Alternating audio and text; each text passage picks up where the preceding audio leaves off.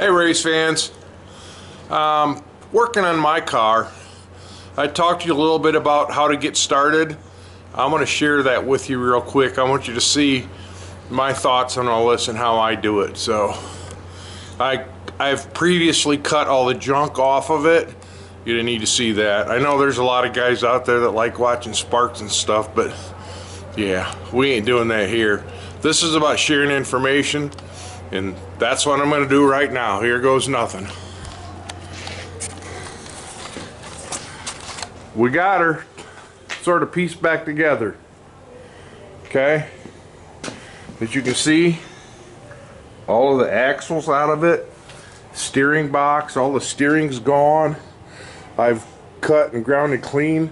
I'm going to throw away that engine cross member, but I needed that to sort of help hold the frame rails apart and the engine in the car for right now. Once I get the suspension parts put in it, I'll fix them.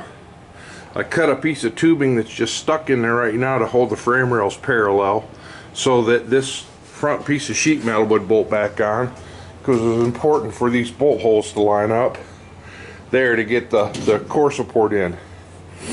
Therein, as you can see, I got the windshield out of it. I didn't want to spatter it up any worse than I already have. The dashboard in this car was junk. I want to put a factory dash back in it. I'll show you a little bit of that. But here's the key, okay? We're going to build us a race car, but in the end we want it nice and we want everything to line up. In this car, nothing lined up. I had huge gaps down at the bottom of the fender. There was like huge gaps down here. The door didn't fit right. The door didn't close, or doors, I should say, didn't close right. So that's what I've done first, okay? Front end's off the car. I made sure the door swung right and that the lines lined up. This is important. You want the body lines to line up as close as you can get them. And you don't want the door to stick out or in or anything else. There's no door seals in this thing yet, but there will be. And typically when I'm doing this, when I'm lining up a door, I take the latch off first, okay? Then you make the door swing right in the hole by adjusting the hinges up or down. I've had to move the hinges in here, slide everything around there until the door was closed. Then I put the latch back on. This car didn't even have door handles, and I had some old handles downstairs from another car I stripped apart. I'll probably, like when I paint it, I'll probably put new handles on it, but those will work for now. Then I worked on the front end, okay? This was a bear. Up front, there were strut rods that were welded on down here and went up to the firewall up here and bolted onto a plate up there. Well, when the guy built it, he supported the front of the car way up here on jack stands, which bent them up in the air about an inch. And that, of course, made it so the front end wouldn't align. You know, the sheet metal, I should say, the sheet metal wouldn't fit on it right. So they just had it bolted on any which way they could. So what I did is I cut those out. I basically just cut it loose down there first and repositioned my jack stands. And these are some screw stands my buddy Kenny gave me. And then I sort of raised and lowered them.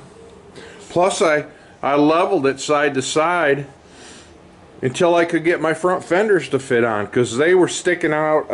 I showed that in a previous video, but it was really a mess. So I got all that stuff cut off and cleaned up. I got the front end level. I got it, like I say, my fenders fit pretty good. Like these are old original fenders. And the reason why I'm using them for lineup is because I know that the GM stuff always fit well. I mean, it never fit great. They were building cars and sending them down the road, so. But they fit better than the Chinese ones I got over there. So, basically what I did is I got all this stuff tacked together with a couple bolts, and then I started working on this here, so they were flush here, and I could get this margin parallel.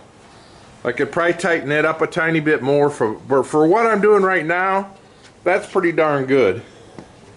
Get my body lines right.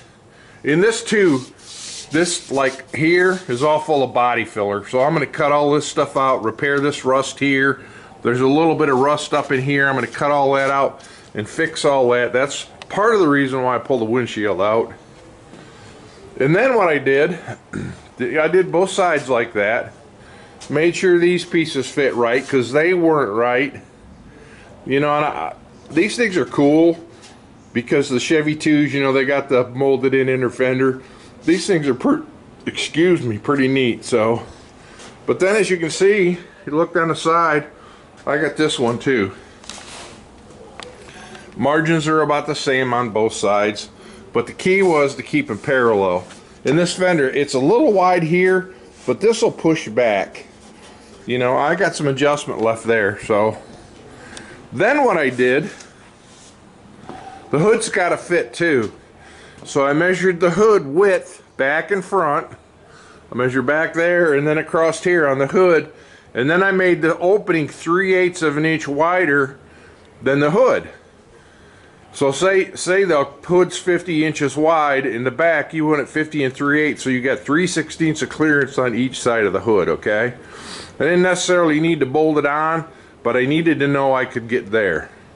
Then what I did is I measured from that corner to that point. I did that on both sides. I cross measured to make sure that the front end was centered. It wasn't twisted side to side, so I know all that's good. Now I can build my strut rods that go here. Now I can take all this sheet metal stuff off, tack or bolt my headers on with a couple bolts, and then make those strut rods. And what I'm going to do is I'm going to make them adjustable. I'll show you how I'm going to handle that. It's sort of going to be like a 4-link bar, only longer. I'm going to use 3/4 inch heim joints, top and bottom, left and right handed, so it's like a giant turnbuckle, and use these tube adapters welded in 1¼ inch tubing so it looks just like a 4-link bar like this, so I can turn it and adjust it when I'm final assembling it. Because I found in the past, like, you'll go ahead and you build it on jack stands or on a jig like this, and in the end things just don't line up perfect, and I want a little bit of adjustability there. So that's where I'm going with this today. I'm a little bit sore. I had some stuff done yesterday at my doctor's, and I'm going to try to take it easy today. Anywho, you guys seen this. That's all where it's going to be until I get a front axle.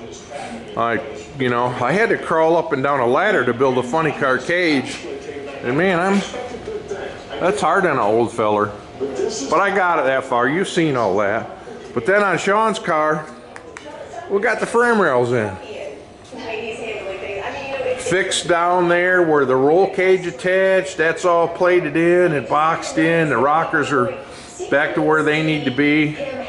Fit the cross member in and frame rails.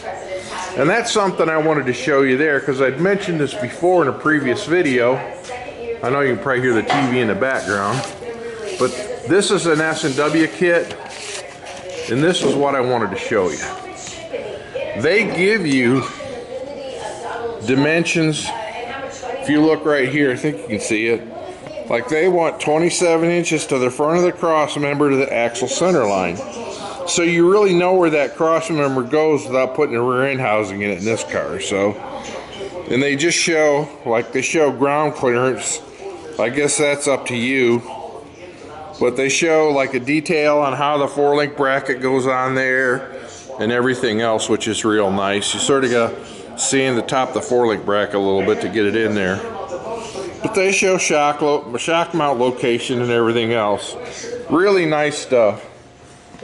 Other companies do the same thing, you know, that sell these kits, and originally we were just doing the back half. We were going to repair the back half of this car, but it's gotten a little farther along than that. So we're still for right now, we're just gonna do the back half of the car because Sean, you know, he's trying to be conscientious here, and he's got a racing season coming up and 2 kids racing, so he wants to make sure he's got enough money to cover all this stuff, which I'm telling you, when you're building cars like this and don't have the money to cover materials and stuff, it makes it a little bit rough. So, but anywho, that's where we're at in the shop. Went to Lima to a swap meet over the weekend, and that went really well for me. I did pretty darn good, but I just spent all that at the doctor's office. So anywho, we're good here. Appreciate you guys for following along. Hoping you're enjoying what I'm doing here. And I do appreciate everybody watching and all the positive comments. That's great. Just makes me keep going with all this stuff. So next step I'm going to show you is I got the front springs coming and some other. I got to call Ron Pope today and give him a credit card number for my axle. I'm going to probably do that next and get that coming. And I'll show you once I start mounting the spring, so I'm going to do that. So, you know, and you can do the same thing on a stock clip if you clean all the junk off it. So anywho, thanks for watching. Talk to you soon.